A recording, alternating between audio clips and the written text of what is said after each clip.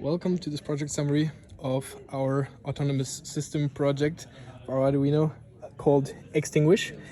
This is our autonomous system which is able to detect flames and extinguish fire.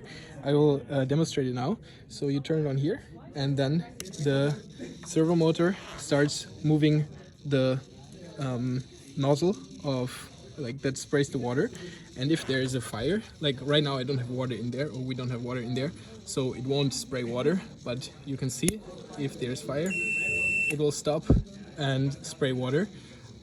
Right now you can hear the sound which is coming from the buzzer, and you can also see as soon as it detects it, this yellow LED starts blinking.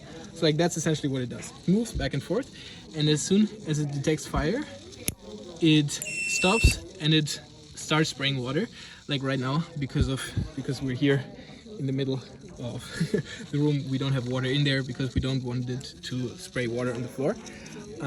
But yeah, that is our project. Now I'm gonna go through the parts and explain what each part does. So we have the Arduino here, which is like the main circuit board which gives the instructions to all the other parts. It is powered with this 9-volt battery which goes in here. Then over here we have the 5-volt energy going out, which goes through this cable into the switch, and from the switch it goes back through this cable here into the breadboard, where it activates this whole line. So electricity is flowing, coming over here into the switch into the breadboard. Then this electricity, it's first I might go through a grounding. As you see, like here, positive, that means the electricity is coming in here, as I explained, through a switch. And here the negative is a brown cable which goes back into the Arduino to give it ground. So from here it goes back to the battery, so it's grounded, so it's a closed circuit. But it can't go, obviously, because in the breadboard it has to go through other things and can power other things. So what does it power? For example, through this purple and green cable, it powers this flows here.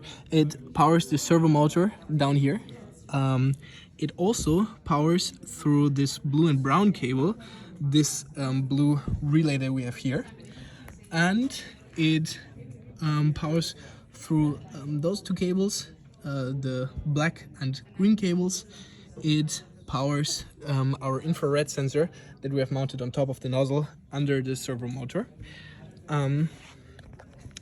So we have those parts, but now how do those different parts get activated? I will start by explaining the construction here, which of course it starts with the servo motor, which is moving everything, and as I already explained, those two cables, the purple and green one, give electricity to the servo motor, and this yellow cable, which turns to be orange here, comes from the Arduino and gives the servo motor the signal to move back and forth. And as soon as the sensor detects fire, this tells the Arduino to stop the servo motor. I'm not going to explain how the sensor detects fire. So as I already said, this black and green cable go supply energy to the infrared sensor, and this red cable, as you see here, it branches off, going over here and into the Arduino. So as soon as the infrared sensor, which is moving with the nozzle on top of the servo motor, as soon as it detects flame, it will send a signal through this red cable into the Arduino. Then the Arduino takes this signal and it does multiple things. First of all, it sends a signal to this relay, which goes through this gray cable. So as I already said, the relay is powered through the breadboard, but just by being powered, it doesn't let current flow through. It it kind of needs the signal from, or it gets the signal from this gray cable, and then it activates here the pump and the buzzer and this LED, which I'm gonna explain later. But like this is what the first thing that gets activated as soon as the infrared sensor detects the heat. And the second thing that gets activated is through this yellow cable. Or actually it gets deactivated. It's the movement of the servo motor. The servo motor, as I already explained, gets its movement signal through this yellow cable, but as soon as it gets stopped through, as soon as the signal comes through this red cable, it stops, like the Arduino stops sending the signal of moving. So yeah, it can start spraying water. Now I'm going to explain what happens as soon as the relay gets activated.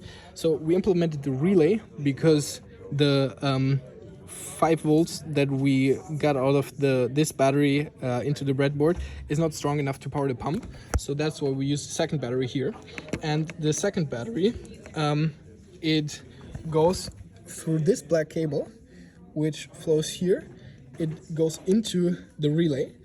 And as soon as the Arduino gets the signal from the infrared light through the red cable here, as soon as it gets this signal, it also, as I said, activates through this gray cable the relay, which allows the energy from this battery to flow into the relay out through this red and gray cable. The gray cable flows in here into first the LED, makes it light up, and into the buzzer. Then it goes back through this red cable, and this red cable flows here back into the battery, so it's grounded. The other one here you see is like gray and red. I just explained gray. The red one flows here, and then it goes here into the pump. The pump is inside this protein shaker, which should usually contain water, and it activates the pump. And then this black cable goes back also into the battery to stop it from to have it a closed circuit.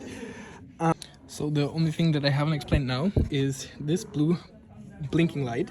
This blue blinking light indicates that our water reservoir isn't full enough and that it should be filled up. As I told you, we don't have water in it right now, so obviously it's blinking. How does that work? So it works by